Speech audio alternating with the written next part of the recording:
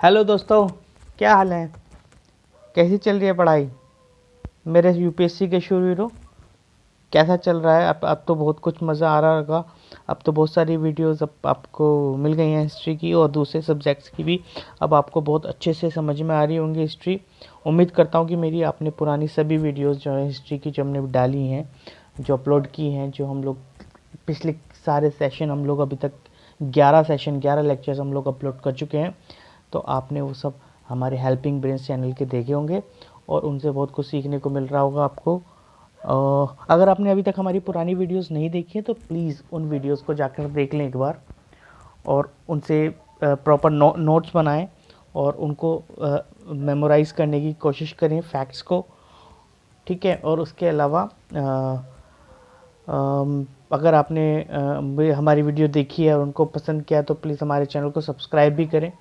और अगर हम इससे पहले कि हम अपने हिस्ट्री के सफ़र को आगे लेके चलें, मैं आपसे कहना चाहूँगा कि हमारी इस वीडियो को लाइक करें, शेयर करें और सब्सक्राइब करें हमारे यूट्यूब चैनल हेल्पिंग ब्रेन्स को। और अब हम आगे बढ़ने से पहले मैं राहुल आपका हमारे इस यूट्यूब चैनल हेल्पिंग ब्रेन्स में एक बार फिर से स्वागत करता हूं। और चलिए हम चलते हैं हिस्ट्री के सफ़र में, आगे की तरफ बढ़ते हैं। हमने last time Buddha and Jain धर्म की, जो बुद्धिज़्म और जैनिज़्म का जो हमने जो कंसेप्ट है, जस्ट है, वो अच्छे से देखा था। हमने पढ़ाई की, हमें पता लगा कि किस किस तरह से जैन धर्म और बौद्ध धर्म जो है वो भारत में उनका उदय हुआ, जन्म हुआ और उसके बाद में फ्लरिश हुए और उनका कितना इम्पोर्टेंट रोल रहा हमारे जो कंट्री के जो सिविलाइजेशन के डेवलपमेंट में। ठीक है। तो ये बहुत इम्पोर्टेंट चीज़ें हैं जो हमने पढ़ाई हैं। और अगर कोई इश्यू हो अभी तक आपको समझ में नहीं आ रहा हो तो प्लीज़ आप अपने हमारे इस कमेंट सेक्शन में उसको डाल सकते हैं, उसको लिख सकते हैं और मुझसे पूछ सकते हैं। ठीक है। और इसमें हम ये करेंगे कि हम जो भी चीज़ होगी अनकवर्ड, अगर कोई रह गई है, आपको लगता है ऐसा, तो हम उस पर अलग से लेक्चर भी बना सकते हैं। और मैं कहना चाहूँगा कि इसको ना हम जो एकेडमिक स्टूडेंट्स हैं, जो 11th-12th के हैं, 10th के स्टूडेंट्स हैं, वो भी प्लीज़ इनको देखें, वॉच करें। उनके लिए भी बहुत इम्पोर्टेंट है, बहुत काम की इन्फॉर्मेशन हम बता रहे हैं और वो धीरे धीरे आप लोगों को बहुत हेल्प करने वाली हैं ये चीज़ें। प्लीज़ इंटरेस्ट डेवलप करें इन वीडियोस को देख के हिस्ट्री में। ठीक है। हिस्ट्री को एक ऐसा सब्जेक्ट ना समझे कि जिसको कि आपको पढ़ना नहीं है, वो इम्पोर्टेंट नहीं है, ऐसा नहीं है। ये बहुत इम्पोर्टेंट सब्जेक्ट है ना। हम पिछले लेक्चर्स में देख चुके हैं कि कितनी इम्पोर्टेंस है इस सब्जेक्ट की। केवल मार्क्स स्कोर करना नहीं है, हमें अपने आप को समझना भी। हमारी हिस्टोरिकल, हमारे जो हमारे पूर्वज रहे हैं उनको हमें समझना है कि किस तरह से वो क्या है उस समय, किस तरह से वो लोग रहते थे, क्या करते थे। तो अब उनसे कनेक्ट होंगे, उनसे हिस्ट्री से हमें सीखना है कि हमने क्या क्या गड़बड़ियाँ की हैं पास्ट में, हमारे पूर्वजों ने। उन गलतियों को नहीं दोहराना और क्या क्या उन्होंने अच्छे काम किए हैं। क्योंकि हमने पहले ही देखा कि हिस्ट्री में जो है हमारा हमारी जो इंडियन ट्रेडिशन है उसके हिसाब से जो समय है, जो काल है, जो टाइम है, वो एक साइक्लिक प्रोसेस है, सर्कुलर प्रोसेस है। तो रिपीट होती हैं सिचुएशंस, रिपीट होती हैं। तो हमें पता है कि वो सिचुएशन हमारे सामने आएंगी जो पास्ट में आ चुकी हैं। तो हमें उन सिचुएशंस के साथ किस तरह से डील करना है, ये हमें बहुत कुछ सीखने को मिलता है। तो प्लीज़ हमारे पुराने वीडियोस को देखें और उनसे प्लीज़ नोट्स भी बनाएं। और कुछ अगर आपको लगता है कि कुछ चीज़ अनटच्ड रह गई है या फिर कोई पोर्शन ऐसा है जो आपको समझ में नहीं आया, तो प्लीज़ उसको आप कमेंट सेक्शन में लिखकर पूछ सकते हैं। तो उसके लिए प्रॉपरली हम रिप्लाई करेंगे और उसको अच्छे से रिजॉल्व किया जाएगा। ठीक है।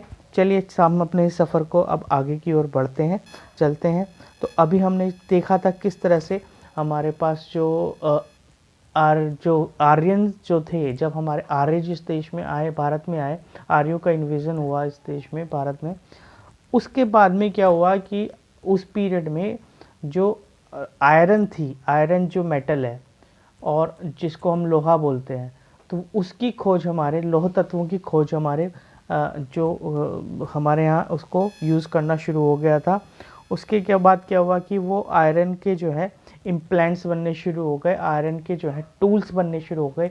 टूल्स कौन से थे? वो एग्रीकल्चर टूल्स थे, वेपन्स थे जो हमने बनाए हैं आयरन से। तो उसके बाद क्या हुआ कि वो जो आयरन के टूल्स बने, उसके बाद में जो एग्रीकल्चर हुई, एग्रीकल्चर प्रोडक्शन एकदम से इतना बढ़ गया, एकदम से इतना बढ़ गया कि जो छोटे छोटे जो कबीले हुआ करते थे वो बहुत बड़े बड़े महाजनपदों में कन्वर्ट होने चले गए। मतलब है कि जो छोटा कबीला जो था, अब वो इतनी पैदावार कर रहा था कृषि की, इतनी पैदावार कर रहा था कृषि की कि उससे वो अपने पेट भर सकता था, अपने पूरी सोसाइटी का पेट भर सकता था। उसके अलावा उसके पास अब बचा रहने लगा। उसके बचे रहने से क्या हुआ कि वो अब उस अनाज को, उस कृषि की जो फूड जो प्रोड्यूस हुआ है उसके पास, एग्रीकल्चर जो प्रोडक्ट्स थे, ठीक है, उसको वो अब ट्रेड में यूज़ करने लगा। ट्रेड से यूज़ करने से क्या हुआ कि एक तरह से हमारे यहाँ विदेशों से या दूसरी जगहों से हमारे यहाँ धन की प्राप्ति होने लगी। साम्राज्य, जो छोटे छोटे जो कबीले थे वो अब साम्राज्यों में तब्दील होने लगे, और उसके बाद में उनको इतने बड़े साम्राज्य बन चुके थे, इतनी बड़ी किंगडम्स बन चुकी थी कि वो अब आर्मीज़ रखने लगी, स्टैंडिंग आर्मीज़ रखने लगे। आर्मीज़ रखने से क्या हुआ कि अब अभी तक क्या था, केवल वो डिफेंस कर रहे थे, अब वो अग्रेसिवली अपनी जो टेरिटरीज थी उसके एक्सपेंशन करने लगे। उसके एक्सपेंशन करने से क्या हुआ कि कॉन्फ्लिक्ट हुआ बिटवीन द डिफरेंट किंगडम्स, ठीक है। और उन किंगडम्स को हमने देखा किस तरह से जो है वो फ्लरिश हुई और किस तरह से आगे बढ़ती चली गई। इसी क्रम में हम आगे बात करेंगे महाजनपदियों का उदय जो हुआ वो क्या हुआ। जो 6th सेंचुरी BC जो थी, उसमें जो ईस्टर्न यूपी है और वेस्टर्न बिहार का जो क्षेत्र है, इसमें देखिए क्या हुआ कि जो आयरन जो टूल्स थे उनका बहुत ज़्यादा यूज़ होने लगा वही, और इससे जो है बहुत ज़्यादा एग्रीकल्चरल प्रोडक्शन होने लगा। ये हमने अभी तक पढ़ा, जिसकी वजह से ये पूरे साम्राज्य बढ़े, फ्लरिश हुए और इनके टेरिटोरियल एक्सपेंशन होने लगा। टेरिटोरियल एक्सपेंशन की वजह से इनमें आपस में कॉन्फ्लिक्ट भी हुआ बीच बीच में, ठीक है। उन्होंने मिलिट्री आर्मीज़ रखी और उसके बाद में एडमिनिस्ट्रेशन के लिए बहुत सी और भी चीज़ें की, ठीक है। अब इसकी जो हम एक बात जो हम बताते हैं कि ये जो मटेरियल एडवांटेज था उस समय के जो प्रिंसेस थे, उनकी वजह से, मटेरियल एडवांटेज की वजह से उन्होंने अपना एक्सटेंशन करना शुरू किया, एक्सपैंड करना शुरू किया अपनी टेरिटरीज़ को, ठीक है ना। और उसके बाद में जो बहुत बढ़ती चले गई उनको जनपद बोला, और जनपद के जो कई सारे मिलके जनपद बनते थे तो उसको एक महाजनपद बोलते थे, ठीक है। अब क्या हुआ कि जो 16 हम मेजर जो महाजनपद थे उनकी बात हम करते हैं, क्योंकि जो एक जैन लिटरेचर है भगवती सूत्र, जैन जो धर्म है उसका एक लिटरेचर है भगवती सूत्र। उस भगवती सूत्र में हमें जो जिक्र मिलता है, उसमें जो हमें मेंशन हुआ है वो 16 जो महाजनपदाज हैं वो हमें मिलता है इनका जिक्र। ठीक उसी तरह से एक बौद्ध लिटरेचर है अंगुत्तर निकाय, अंगुत्तर निकाय, प्लीज़ नोट कर लीजिए, अंगुत्तर निकाय। ये जो बौद्ध लिटरेचर है अंगुत्तर निकाय, इसमें भी हमें 16 जनपदों का जिक्र मिलता है, 16 महाजनपदास जो हैं उनका जिक्र मिलता है, ठीक है। और इनमें कौन कौन से थे ये अंग, मगध, व्रज्जी, मल्ल, काशी, कौशल, वत्स, कुरु, पंचाल, मत्स्य और सुरसेना, ये हमारे अलग अलग महाजनपद थे, ठीक है। ये आप इसमें इनलिस्टेड है, जो ये आप देख सकते हैं किस तरह से हमने इनलिस्ट किया है इनको। ये सभी जो है महाजनपदास 16 इम्पोर्टेंट महाजनपदास थे। उसके अलावा इन महाजनपदास में जो है बुद्ध के पीरियड का क्रम बात करेंगे, क्योंकि वो बुद्ध कंटेम्पररी रहे हैं, तो उसमें एक लिच्छवी राष्ट्र जो था, जो लिच्छवी किंगडम थी वैशाली में, कि लिच्छवी किंगडम वैशाली में, वो जो लिच्छवी किंगडम थी वो सबसे ज़्यादा पावरफुल किंगडम महाजनपदास की बनी। ठीक है, उसके अलावा धीरे धीरे जो मगध एक किंगडम थी वो इमर्ज हुई एज अ मोस्ट पावरफुल महाजनपदास। ठीक है, ये देखिए, ये एक मैप है महाजनपदों का, किस तरह से इस मैप को अच्छे से आप पढ़ेंगे। ये देखिए पूरा कुरु, पंचाल, मत्स्य, सुरसेना, अवंती, शेदी, काशी, मगध, अंग, व्रजी, मल्ल, कौशल। ठीक है, ये सब हमारे जो ये शेडेड कलर्ड जो एरियाज़ हैं, दीज आर द महाजनपदास। ये इधर आप देखेंगे नॉर्थ में कंबोज, कंधार। ठीक है, और इधर आप देखेंगे अंग है जो हमारा बंगाल का, नॉर्थ बंगाल वाला एरिया है, बिहार, ईस्ट बिहार और बंगाल का एरिया है, ये अंग है। और ये देखिए असमाका, ये सब महाजनपदास थे। ठीक है, इसको मैप को एक अच्छे तरीके से आप रीडिंग करें, नोट करके रखें इसको। ये मैं फिर से एक बार दिखा देता हूँ आपको, इस टाइप से ये जो सारे एरियाज़ हैं इनको अच्छे से आप देख के चलिए और ये अच्छे से इनको नोट कर लीजिए कौन कहाँ पर है। ठीक है, ये इंडियन मैप है, ये आप बाउंड्री देख रहे हैं, ये हमारी ये सारी इंडस रिवर है ना। और ये आप देखेंगे इधर ईस्ट में तो ये हमारा बांग्लादेश वाला क्षेत्र है करंट में, जो कि ये ब्रह्मपुत्र रिवर है। ठीक है, और अगर हम देखेंगे तो यहाँ से ये पूरी गंगा रिवर जा रही है और ये पूरी गंगा रिवर इधर मिल रही है, इधर जाके ये हमारी बे ऑफ बंगाल में जाके ये ख़त्म हो रही है। ठीक उसी तरह से हम अगर देखेंगे तो इसके इधर देखेंगे तो सतलज और इंडस रिवर जो हैं, ये मानसरोवर लेक यहाँ आसपास कहीं है। ठीक है, तो यहाँ पर मानसरोवर लेक से ही सतलज रिवर और हमारी इंडस रिवर दोनों ही ओरिजिन हो रही है, उनका हो रहा है, और दोनों ही जाके ये इधर आके मिलती हैं और ये हमारी अरेबियन सी में जाके मिलती हैं। ठीक है, ये गुजरात वाला एरिया है, ये राजस्थान है। ठीक है, इसके ऊपर इधर देखेंगे तो पंजाब, देन जम्मू कश्मीर। ये पूरा जो अगर हम देखेंगे पॉलिटिकल बाउंड्री तो इस तरह से पॉलिटिकल बाउंड्री बनती है इसकी, और ये पूरी बाउंड्री बनती है इंडिया और पाकिस्तान की।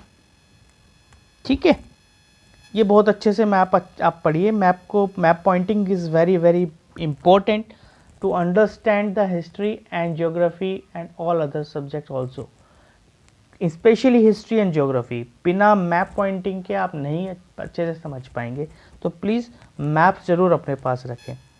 ठीक है, अब ये हमने कुछ जो किंगडम थी उनकी कैपिटल्स हमने आपको बताना चाहते हैं कि किस तरह से थी और उनकी पॉलिटी क्या थी। ठीक है, मोस्ट ऑफ द जो पॉलिटी थी उन महाजनपद की, वो ज़्यादातर मोनार्क्स थे, कुछ रिपब्लिकन भी थे, पर मेजरली ऑल वर मोनार्क।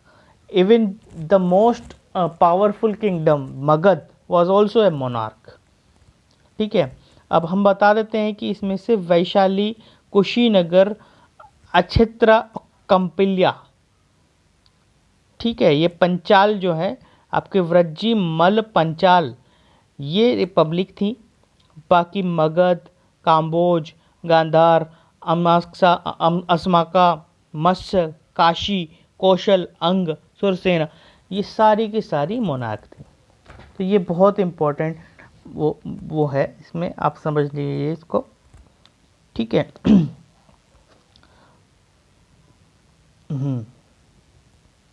और जब इन सभी जो मोनार्क थे, इनमें 4 सबसे शक्तिशाली जो मोनार्क थे वो कौशल, मगध, वत्स एंड अवंती। इन आपस में इन चारों में बहुत कॉन्फ्लिक्ट हुए हैं। ये भी इम्पोर्टेंट चीज़ें हैं, इनको आप नोट करके रखिए, इम्पोर्टेंट, ये ज़रूरी काम आएंगे आपके। ठीक है ना।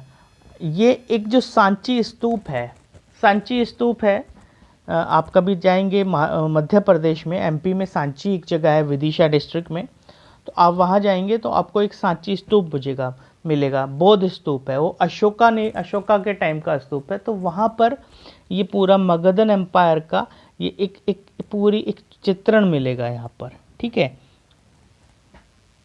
तो इसको आप इम्पोर्टेंटली इसको देखिएगा, ये देखिए, ये पूरा इम्पोर्टेंट ये पिक्चर्स हैं, सारी मगधन एम्पायर से रिलेटेड हैं। ठीक है, अब हमने जैसे बताया कि बहुत सारी जो ये हमारे पास जो कॉन्फ्लिक्ट हुए इनके आपस में, जो चार कौशल, मगध, वत्स, अवंती जो थी, ये सबसे चार जो सबसे शक्तिशाली, जो सबसे पावरफुल किंगडम्स थी, वो चार थी। तो इनमें जब आपस में कॉन्फ्लिक्ट हुए तो इनमें क्या हुआ कि मगध जो एम्पायर थी वो विक्टोरियस एमर्ज हुई, मतलब उनको जो है वो विजेता उभर के आई सामने। जब मगध उभर के आई तो उसके अगर हम बात करेंगे मगध की, तो मगध में सबसे पहले हम देखेंगे, अब इस समय हम क्या करेंगे, आज हम जो है मगध के बारे में बात करेंगे। मगध प्री मौर्यन मगध की बात करेंगे हम, ये मौर्यंस की बात आज नहीं करेंगे। मौर्यंस क्योंकि एक बहुत ही इम्पोर्टेंट पूरी हमारी हिस्ट्री का पार्ट है मौर्य जो डायनेस्टी है। तो उससे पहले की जितनी भी हमारे पास डायनेस्टीज थी मगध की, उनकी हम बात करेंगे। सबसे पहली जो मगध की जो डायनेस्टी थी वो हर्यक डायनेस्टी थी। हर्यक डायनेस्टी में सबसे पहले हम बात करेंगे, सबसे पहले जो रूलर थे वो बिंबिसार थे। बिंबिसार बेसिकली अगर हम हर्यक डायनेस्टी की बात करें तो ऑलमोस्ट 544 से 412 जो हमारा पीरियड था वो हमारा हर्यक डायनेस्टी का था। अब हर्यक डायनेस्टी के सबसे पहले जो हमारे रूलर थे वो थे बिंबिसार। ठीक है, बिंबिसार जो थे बेसिकली ये बिलोंग करते थे हर्यक डायनेस्टी से। इनका जो ब्रॉड हम पीरियड देखेंगे रूल करने का, वो 544 से 492 BC ये पीरियड था इनका। ठीक है, अब इसकी पीरियड की अगर हम बात करेंगे तो इनकी ये बिंबिसार जो है ये बुद्धा के कंटेम्पररी थे, उनके समकालीन थे। और उसके अलावा इनको जो है मत्स्य पुराण में क्षेत्रोजस कहा गया है और जैन लिटरेचर में श्रोणिक कहा गया है। ये दोनों पॉइंट इसलिए इम्पोर्टेंट हैं कि आप सीधे सीधे वो पूछा जा सकता है। बिंबिसार जो कि पहले मगधन रूलर थे, तो उनको क्या कहा गया है, मत्स्य पुराण में क्षेत्रोजस और जैन लिटरेचर में श्रोणिक। ये सीधा सीधा क्वेश्चन पूछा जा सकता है एसएससी में, यूपी टेट में। यूपी टेट इसलिए इम्पोर्टेंट है क्योंकि यूपी बिहार ये पूरा एरिया जो है ये बहुत इम्पोर्टेंट, आप यहाँ की हिस्ट्री बहुत इम्पोर्टेंट है इनकी पीएससीज में। UP TET, C TET, UP PCS, Bihar PCS, है ना, बिहार टेट। उसके अलावा 11th-12th के जो स्टूडेंट्स हैं उनके लिए भी मैं कहना चाहूँगा ये पॉइंट्स आप नोट करके रखें, एक अंडरस्टैंडिंग आपकी डेवलप होगी इससे। जब भी आप बुक पढ़ेंगे तो अपने आप सिलेबस आपका कवर होता जाएगा इससे, है ना। और ये जो इम्पोर्टेंट इनका जो रूल रहा है उसमें इन्होंने जो एक अंग डायनेस्टी थी, अंग जो किंगडम थी, अंग जो महाजनपद था, उसका कॉन्क्वेस्ट किया था। उसको इन्होंने उस पर इन्होंने जो है उसको जीता था, उसको युद्ध में जीता था। तो वो ये इनका इम्पोर्टेंट रूल था इसकी वजह से। और इन्होंने क्या किया था कि एक कौशल जो है, कौशल प्रदेश के एक राजा थे प्रसेनजीत, उनकी सिस्टर थी कौशल देवी, उनसे इन्होंने शादी की थी। तो इनको जो दहेज में मिला था काशी, बनारस जिसको हम बोलते हैं, काशी इनको दहेज में कौशल किंग प्रसेनजीत ने दिया था। उनकी बहन थी कौशल देवी से उनसे शादी करने के लिए। ठीक है, और इन्होंने जो है बिंबिसार का रूल इसलिए भी इम्पोर्टेंट है क्योंकि इन्होंने एक लार्ज स्टेट जो है, जो रेवेन्यू कंट्रोल करती हो, ऐसी एक स्टेट की इम्पोर्टेंस को समझा था, उसकी पोटेंशियल को समझा था। और उसके लिए इन्होंने क्या किया था कि एडमिन सिस्टम्स इन्होंने डेवलप किए, टैक्सेशन वगैरह जो है इन्होंने डेवलप किए। और इन्होंने एक ऐसी गवर्नमेंट बनाई चलाई जो कि मिनिस्टीरियल एडवाइस पर चलती थी। ठीक है ना। इनके राज्य में इनके जो टेरिटरी थी उसमें जो सबसे छोटा पार्ट था एडमिनिस्ट्रेशन का, दैट वाज विलेज, वो बेसिक यूनिट थी। और इन्होंने जो है 4 तरह के टैक्स लगाए, बलि, भाग, कर और शुल्क। बलि, भाग, कर, शुल्क, ये 4 तरह के टैक्सेस जो थे बिंबिसार के रूल में ये लगे। ठीक है, उसके अलावा जो बलि था, बलि जो था वो कल्टीवेटेड लैंड के ऊपर जो टैक्स लगता था वो था। भाग जो था, जो उस लैंड पे जो प्रोडक्शन हो रही है, प्रोड्यूस हो रहा है, उस प्रोड्यूस का उसका एक शेयर जो था वो भाग कहलाते थे। अब इसको हम जैसे 1/6 जो शेयर होता था उसको शतभागिन बोलते थे। ठीक है, ये इंपॉर्टेंट पॉइंट्स हैं, इंपॉर्टेंट फैक्ट्स हैं, इनको प्लीज़ नोट करके चलें, आप साथ साथ करते चलें और इसको आप नोट करके चलेंगे तो आपको याद रहेगा आगे तक। पीजेंट इकोनॉमी जो थी वो इस्टेब्लिश हुई इस पीरियड में, पीजेंट इकोनॉमी। और उसके अलावा इसमें जो है रूलर और रूल्ड, रिच एंड पुअर का जो डिफरेंस था वो अब बढ़ गया और इजीली रिकॉग्नाइज किया जाने लगा पहले से ज़्यादा। ठीक है ना। इनके पीरियड में गृहपति जो होता था वो उसको बोलते थे जिसके पास ज़्यादा लैंड होती थी, जो ज़्यादा ज़मीन का मालिक होता था, जो रिच होता था, लैंड ओनर होता था लेकिन वो रिच होता था, तो उसको गृहपति बोलते थे। और कृषक बोलते थे जिसके पास छोटी लैंड होती थी, स्मॉल ओनर जो होता था। ठीक है ना। इस बिंबिसार का सबसे सीरियस जो राइवल था वो था अवंती। अवंती कैपिटल उज्जैन में। ठीक है, जो इनकी राजधानी उज्जैन में थी वो अवंती जो थी वो उनके सबसे ज़्यादा सीरियस राइवल था। और उनका किंग जो था चंड प्रद्योता महासेन, उनके साथ में बिंबिसार की लड़ाई हुई, युद्ध हुआ। ठीक है, लेकिन बाद में ये दोनों ने आपस में ये एक वाइज डिसीजन लिया, दोनों आपस में फ्रेंडशिप कर ली। ठीक है, इन्होंने देखा कि अब जीत नहीं सकते, एक दूसरे को हरा नहीं सकते, तो इसीलिए इन्होंने क्या किया, फ्रेंड्स बन गए। अच्छा, अब इनके पीरियड में, बिंबिसार के पीरियड में मगध में ऑलमोस्ट 80,000 विलेजेस थे, इनके पीरियड में आते थे। तो आप सोच सकते हैं कितना टैक्स ये कलेक्ट करते रहे होंगे। उसके बाद में इनका बेटा था अजातशत्रु। इनकी एक दूसरी वाइफ थी जो कि लिच्छवी प्रिंसेस थी, जिनका नाम था चेलन्ना। तो वो चेलन्ना का बेटा था अजातशत्रु। अजातशत्रु ने अपने ही फादर बिंबिसार की हत्या की और खुद गद्दी पर बैठ गया।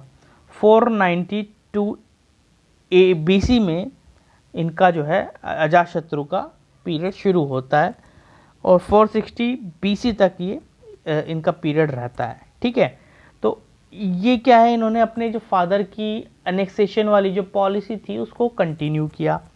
इन्होंने क्या किया कि जो अपनी जो कैपिटल है उसको राजगृह इनके बनाया। राजगृह की खास बात यह है, जो राजगीर आज की डेट में हम कहते हैं, ये बिहार में राजगीर डिस्ट्रिक्ट है, उसकी बात करते हैं। तो ये बेसिकली क्या है, एक नेचुरल फोर्ट है।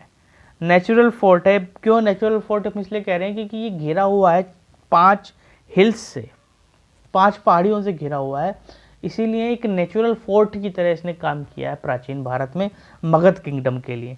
तो ये बहुत इंपॉर्टेंट प्लेस थी। तो इन्होंने अपनी राजधानी अजातशत्रु ने राजगीर में शिफ्ट कर ली, जो उस समय उसको हम गृहव्रज भी बोलते थे और राजगृह भी बोलते थे। ठीक है ना। और प्रेजेंट पटना है, जिस समय उसको पाटलिपुत्र कहा गया, वहाँ पर एक फोर्ट इन्होंने किला बनवाया अजातशत्रु ने। ठीक है, इन्होंने एग्रेसिव एक्सपेंशन की पॉलिसी अपनाई। ठीक है, उसके अलावा कौशलन किंग के साथ में मैरिज अलायंस किया। ठीक है, उनकी बेटी से शादी की और वैशाली को पूरे 16 साल तक इतना उसको बार बार लूटा जाके इसको पूरी तरह से बर्बाद कर दिया। अब इनको सबसे ज़्यादा जो चैलेंज, सबसे स्ट्रॉन्ग चैलेंज जो फेस करना पड़ा वो अवंती से करना पड़ा। अवंती जो है वो इसलिए काफ़ी स्ट्रॉन्ग उस समय एक राइवल थी अवंती, क्योंकि इन्होंने उस समय कौशाम्बी के जो वत्स थे उनको हरा दिया था। तो इनके लिए बड़े इम्पोर्टेंट वो रहा। अच्छा, व्रज्जी के साथ इनका कॉन्फ्लिक्ट बहुत रहा। व्रज्जी के साथ इतना बड़ा कॉन्फ्लिक्ट रहा कि काफ़ी साल तक वो कॉन्फ्लिक्ट कंटिन्यू रहा और वॉर हुआ उनके बीच में, मगध और वज्जी के बीच में। वज्जी बेसिकली एक रिपब्लिक पॉलिटिक्स थी, उनका जो वहाँ पे वो रिपब्लिक था, तो वहाँ पे चुना हुआ राजा होता था। और उसके अलावा उसके साथ जो युद्ध हुआ मगध का, अजातशत्रु के पीरियड का, अजातशत्रु ने क्या किया उस युद्ध में 3 नए हथियारों का इस्तेमाल किया, दो नए हथियारों का इस्तेमाल किया। उन हथियारों का नाम था महाशिला कंटक और रथमूसल और महाशिला कंटक, ये 2 हथियार थे, इन्होंने उस युद्ध में इस्तेमाल किए। ये पॉइंट बहुत इंपॉर्टेंट है, फैक्ट, इसको प्लीज़ नोट करके चलें। और ये जो वॉर थी, इसमें इनका एक मिनिस्टर था वस्सकार, उसका बहुत इंपॉर्टेंट रोल रहा। वो स्ट्रेटेजिक इनकी तरफ से उन्होंने बहुत अच्छा रोल प्ले किया था। इन्होंने पाटलिपुत्र में एक फोर्ट जो है वो बनाया, और उसके अलावा राजगृह की फोर्टिफिकेशन भी की, ठीक है ना। ऑलरेडी नेचुरल फोर्ट्रेस तो था ही राजगृह, उसके अलावा इन्होंने और भी वहाँ पे किलेबंदी करी उस सिटी की। तो उसकी जो वॉल्स हैं किले की जो इन्होंने बनवाई, वो अभी भी उसके जो वो हैं वो मिलते हैं, रिमेन्स। और मगध जो है वो एनलार्ज किया गया, काशी और वैशाली को उसमें सम्मिलित किया गया, उसको इंक्लूड किया गया मगध में, काशी एंड वैशाली, इसको नोट करके रखें। अजातशत्रु क्या हुआ, 461 BC में उसकी मृत्यु हो गई। उसको उनके बेटे थे उडाइन, उन्होंने मारा, उन्होंने उनका कत्ल किया, ठीक है। और जो उनका बेटा था उडाइन, वो बेसिकली 460 से 444 BC तक उसका रूल रहा। और वो रूल किस लिए इम्पोर्टेंट रहा, क्योंकि उन्होंने एक पाटलिपुत्र जो है, एक जगह थी पाटलिपुत्र में उन्होंने एक जगह पर फोर्टिफिकेशन की, वहाँ पे एक किला बनाया अपने नाम से, और पाटलिपुत्र को सेकंड कैपिटल एक अपनी कैपिटल बनाई वो उडाइन ने, ठीक है ना। अब उडाइन के बाद में क्या हुआ, उडाइन अजातशत्रु की अगर हम बात करते हैं तो अजातशत्रु के पीरियड में बुद्धा जो है उनको महापरिनिर्वाण हुआ, ठीक है, महापरिनिर्वाण हुआ। और इनके पीरियड में जो बुद्ध का एक स्तूप है, बुद्ध रिमेन्स हैं उस वहाँ पे, अस्थि रिमेन्स हैं उनकी, बुद्ध की। तो वो जो है राजगृह में एक स्तूप बनाया गया, जो अजातशत्रु का 8वां साल था उसके रूल का, ठीक है ना। और उसके अलावा अजातशत्रु के पीरियड में ही पहली जो बुद्धिस्ट काउंसिल थी 483 BC में राजगृह में वो हुई, ठीक है। और अजातशत्रु जो है उसको उसके बेटे द्वारा मारा गया 461 BC में। और उसके बाद में वो 5 जो उस समय आपस में इनके जो सन थे, 5 बेटे थे, उनके बीच में कॉन्फ्लिक्ट हुआ। उसमें से उडाइन जो है वो विजयी हुआ और वो उसने ही राज किया। उडाइन जो था वो एक जैन फॉलोअर भी था, ये पॉइंट भी नोट किया जाए, क्योंकि वो जनरली पूछते हैं इनमें से कौन सा राजा कौन था, किसका फॉलोअर था, किस धर्म का। तो उडाइन जो था वो जैन फॉलोअर था। उसके अलावा जो उडाइन था उसका जो रोल इम्पोर्टेंट है, हमने पहले भी बताया कि पाटलिपुत्र में एक जगह है कुसुमपुरा, वहाँ पर उन्होंने उडाइन ने फोर्ट बनाया, एक किला बनवाया और पाटलिपुत्र को अपनी राजधानी बनाया, ठीक है ना। अब मगध के जो लोग थे उन्होंने क्या किया, शिशुनाग जो था वो एक मिनिस्टर था, वो एक अमात्य था, ठीक है ना, उसको राजा बनाया। उसके बाद में शिशुनाग डायनेस्टी जो है वो स्थापित हो गई, वो इस्टेब्लिश हो गई।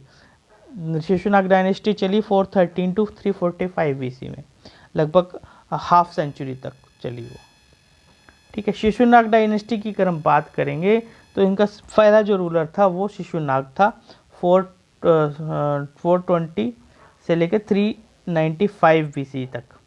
और टेम्परेरीली इन्होंने क्या किया था, शिशुनाग ने अपनी जो कैपिटल थी वो राजगृह से वैशाली शिफ्ट कर दी थी, ठीक है ना, एक सेकंड कैपिटल की तरह उसको हम कह सकते हैं बना दिया था उन्होंने। और ग्रेटेस्ट अचीवमेंट इनका रहा कि इन्होंने अवंती को डिस्ट्रक्शन किया था, अवंती का बिल्कुल डिस्ट्रॉय कर दिया था, ठीक है। इसकी वजह से क्या हुआ कि जो मगध और अवंती के बीच में 100 साल से भी ज़्यादा पुराना जो राइवलरी थी वो ख़त्म हो गई, ठीक है ना। अब इसके बाद में अवंती को मगध का ही एक पार्ट माने जाने लगा, वो अवंती जो है मगध में इंक्लूड कर ली गई। उसके बाद में शिशुनाग डायनेस्टी के दूसरे जो रूलर्स थे वो कालाशोक और महानंदी। कालाशोक के टाइम पे इम्पोर्टेंट है क्योंकि थर्ड जो बुद्धिस्ट काउंसिल थी वो कालाशोक के टाइम पे हुई है, ठीक है। और उसके बाद में हम बात करेंगे नंद डायनेस्टी की, ठीक है। नंद डायनेस्टी की बात अगर जब हम करते हैं तो शिशुनाग के बाद में जो नंद थे वो उन्होंने अपना राज्य स्थापित किया मगध पे। तो नंद डायनेस्टी जो थी ये वही डायनेस्टी थी जो मौर्य से एकदम बिल्कुल जस्ट पहले वाली डायनेस्टी थी। नंद डायनेस्टी जो है सबसे ज़्यादा पावरफुल डायनेस्टी थी मगध किंगडम की। ये बहुत इंपॉर्टेंट पॉइंट है, बहुत सेंट्रलाइज थी, बहुत स्ट्रॉन्ग थी, इनके मिलिट्री जो थी बहुत स्ट्रॉन्ग मिलिट्री थी। नंद के पीरियड में ही नंद डायनेस्टी में ही सिकंदर का जो आक्रमण हुआ भारत पे नंद के पीरियड में हुआ। अलेक्जेंडर इन्वेजन जो हुआ था वो नंद के टाइम पे हुआ। नंद का जो महापद्मनंदा जो था पहला शासक था महापद्मनंदा, और ये सबसे इम्पोर्टेंट शासक भी था, ठीक है। तो ये महापद्मनंदा ही जो ये था जिसने नंद डायनेस्टी इस्टेब्लिश की थी, स्थापित की थी। इनको पहली नॉन क्षत्रिय डायनेस्टी भी कहा जाता है, नॉन क्षत्रिय डायनेस्टी, ठीक है। और ये एक्चुअली सोशल स्टेटस इनका बहुत लो कहा जाता था, इनको शूद्र की तरह डिस्क्राइब किया गया है कई सारे लिटरेचर में, ठीक है। और ये बेसिकली जो महापद्मनंदा थे ये इसके सबसे इम्पोर्टेंट किंग रहे हैं। अब now onwards Avanti became part of Magadh kingdom. Other rulers जो ये चीज़ हम पढ़ चुके हैं। और इन्होंने क्या किया था, नंद डायनेस्टी ने इन्होंने एक छत्र और एक राठ, दो टाइटल इन्होंने लिए थे, अपनाए थे उनको, एक छत्र और एक राठ। बेसिकली इन्होंने इतना ज़्यादा एक्सटेंड कर लिया था अपना एरिया, तो ये अपने आप को एक्सटेंशन के बाद में, एक्सपेंड करने के बाद में अपनी टेरिटरी को अपने आप को एक छत्र और एक राठ बोलने लगे। एक छत्र आपको याद होगा, हम अभी तक इसका जिक्र एक तरह से एक मुहावरे के तौर पर करते हैं कि एक छत्र राज है, तो ये इससे आप याद रख सकते हैं। एक छत्र का मतलब महापद्मनंदा, ठीक है। और इसको ग्रीक टेक्स्ट में एग्रमीज कहा गया है ना। और इनका जो इनके 8 पुत्र थे, 8 सन थे इनके, उनमें से एक सबसे इंपॉर्टेंट था धनानंद। धनानंद ये वही रूलर है, वही राजा था जिसके टाइम पर अलेक्जेंडर ने इन्वेजन किया था 325 बीसी में। अलेक्जेंडर ने इन्वेजन किया था नॉर्थ वेस्ट फ्रंटियर पे, जो हमारा वेस्ट पंजाब और सिंध वाला जो क्षेत्र है वहाँ पर।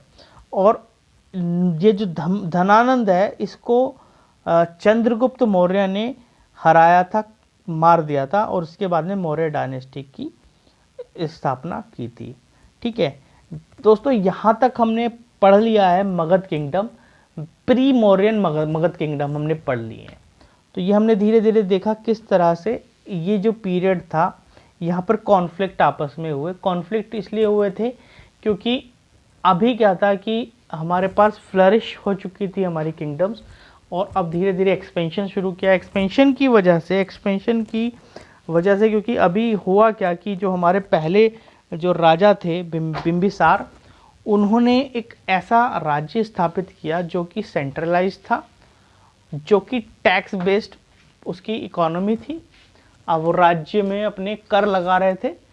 कर लगाने से क्या हुआ, बहुत ज़्यादा जो राज्य का कोष था उसके अंदर खजाना भर गया, वो खजाने भरने से क्या हुआ कि अब वो अपनी आर्मी इस्टेब्लिश कर ली उन्होंने, स्टैंडिंग आर्मी, और दूसरे राज्यों ने भी उनसे प्रेरणा लेके वैसे ही कर लगाए। उन सभी राज्यों का आपस में कॉन्फ्लिक्ट होना शुरू हुआ, टेरिटोरियल एक्सपेंशन, क्योंकि अब जब हम टैक्स ले रहे हैं, हमने भूमि पे कर लगाया, हमने लैंड पे टैक्स लगा दिया, तो हमने लैंड पे टैक्स लगाने का मतलब है कि अब जितनी ज़्यादा लैंड हमारे अंडर होगी, हमारे राज्य के अंडर होगी, उतना ज़्यादा टैक्स कलेक्शन होगा। तो ये अब इंटरेस्ट कॉन्फ्लिक्ट होने लगा।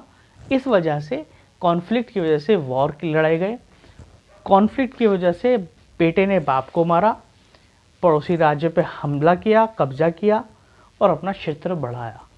यही इस पूरे पीरियड में हुआ है। अब मौर्य किंगडम में हम आगे देखेंगे कि किस तरह से यही नीति और भी आगे बढ़ी और ज़्यादा ये एग्रेसिवली बढ़ी।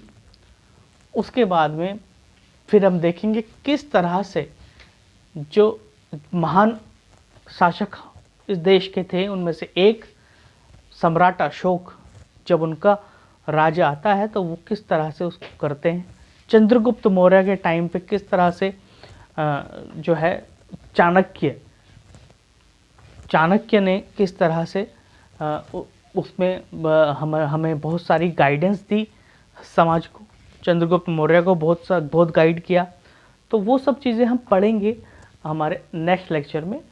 तो प्लीज़ इस वीडियो को हम अभी समाप्त करेंगे यहाँ पर। इससे पहले मैं अपनी फाइनल कमेंट करूँ, तो प्लीज़ हमारी इस वीडियो को लाइक करें, शेयर करें और हमारे इस यूट्यूब चैनल को सब्सक्राइब करें जिसका नाम है हेल्पिंग ब्रेन्स। और इसके साथ ही मैं अपनी वीडियो को, अपने लेक्चर को यहीं समाप्त करता हूँ। हम नेक्स्ट लेक्चर में फिर मिलेंगे और प्लीज़ पढ़ते रहिए और हमारी वीडियोस को देखते रहिए। थैंक यू, धन्यवाद।